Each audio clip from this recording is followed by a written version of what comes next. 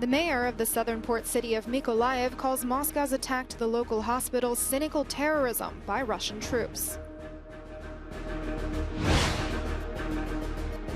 There can be no winners in a nuclear war. That's the message from President Putin to the Conference for Non-Proliferation of Nuclear Weapons. And U.S. House Speaker Nancy Pelosi's visit to Singapore is overshadowed by a possible trip to Taiwan.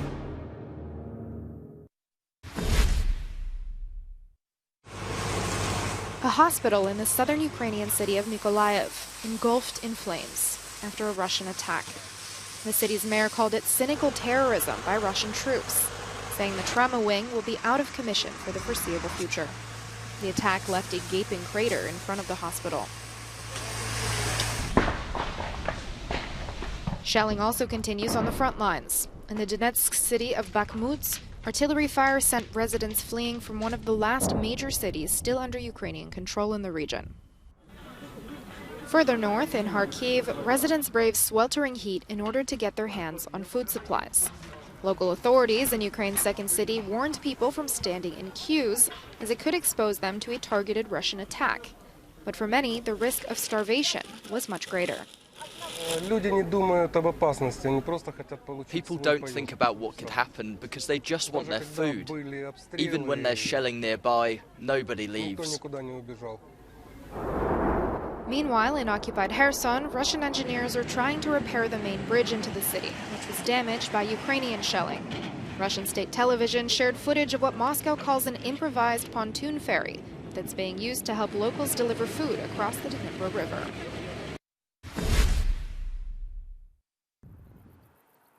In Ukraine's Donbas region, fierce fighting between Ukrainian forces and pro-Russian separatist groups has been ongoing since 2014.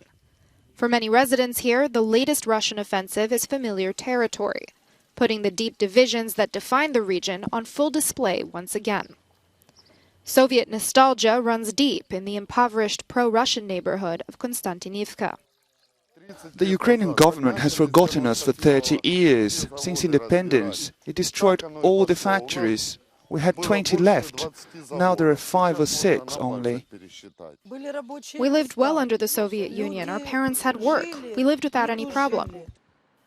But on the other side of town, residents reject what they see as Soviet totalitarianism. After a school was destroyed in a recent Russian attack, former miners gathered to clear the rubble. They say the violence is incomprehensible. Those who await the Russians should pack their bags. Let them take a train to Moscow. They will live in Russia. This is Ukraine. This is my country. Even if they disagree on which direction their region should be heading, both camps put their differences aside every Sunday, when they sit in pews on opposite sides of the Orthodox Church. The truth was hidden before. It was forbidden to speak about it. The Ukrainians who look to Europe think of the future, of the motherland, the country they want to leave to their children. Father Vitaly Kester swaps his gold robe for military green, which he wears to support Ukrainian soldiers on the front lines.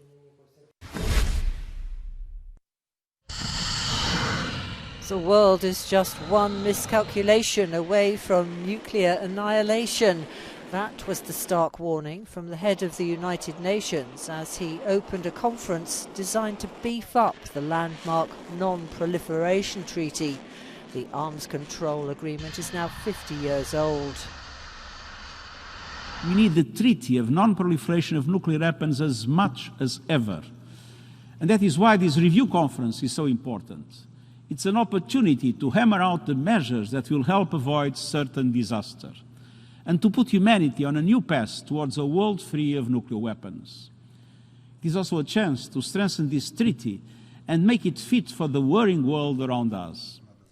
But today, Russia's war in Ukraine, accompanied by ominous references to its nuclear arsenal, has reanimated fears of nuclear confrontation. Even so, Russia's President Vladimir Putin wrote to the conference saying, "We proceed from the fact that there can be no winners in a nuclear war and it should never be unleashed, and we stand for equal and indivisible security for all members of the world community." US Secretary of State Antony Blinken responded by criticizing what he called Russia's intimidation. We've chosen to act with restraint and avoid actions that could unintentionally add to nuclear tensions. For example, by foregoing previously scheduled ICBM tests and not raising the alert status of our nuclear forces in response to Russian saber-rattling. But Ukraine is not the only issue threatening to undermine the treaty, which was partly designed to stop countries acquiring nuclear weapons. North Korea appears to be preparing for another weapons test and talks about reviving the deal meant to keep Iran from developing nuclear weapons are in limbo. 4 weeks of talks hope to generate a consensus on the next steps, but expectations are low.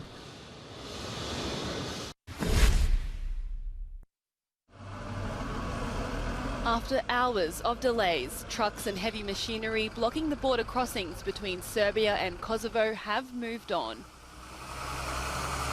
But for how long is unknown. The makeshift roadblocks took their positions on Sunday in response to a series of orders introduced by Kosovo, the latest attempt to bring the majority Serb areas under its full control. Late Monday, they finally budged after the government postponed a controversial new order on license plates and identity cards.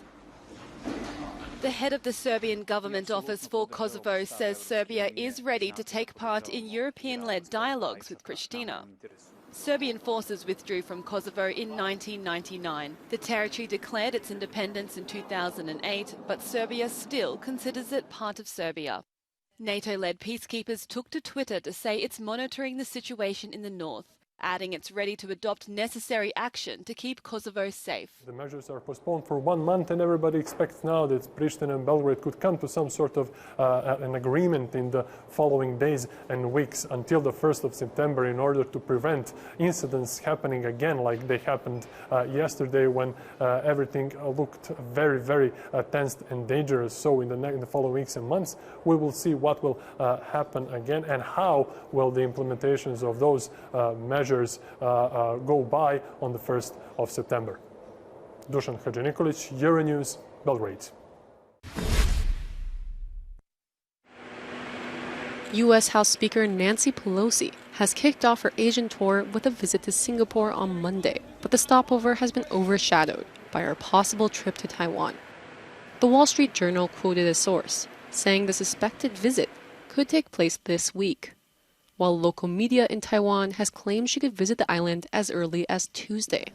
China has responded to the speculation by saying it is prepared to defend its sovereignty. A spokesperson from the country's foreign ministry says, "We would like to once again warn the U.S. that we are fully prepared and solemnly waiting. The People's Liberation Army will never sit by idly." Experts have warned that China could respond aggressively to the visit if it goes through. The Chinese have made some fairly explicit warnings privately. I expect that they will do something unprecedented. So if we recall that in 1996, the Chinese fired missiles around Taiwan, which was very dangerous, and they had very limited military capability at the time. This time, I think that they will do something even more provocative, perhaps flying a PLA aircraft in Taiwan's territorial airspace, which is within the 12 nautical miles of Taiwan, something they have never done in the past. If Pelosi visits Taiwan, she will be the highest-ranking elected U.S. official to do so in decades.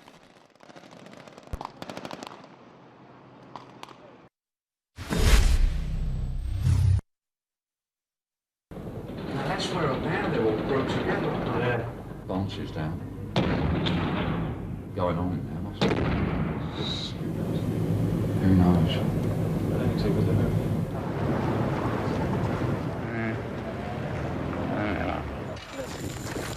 You're on the highest. Yeah.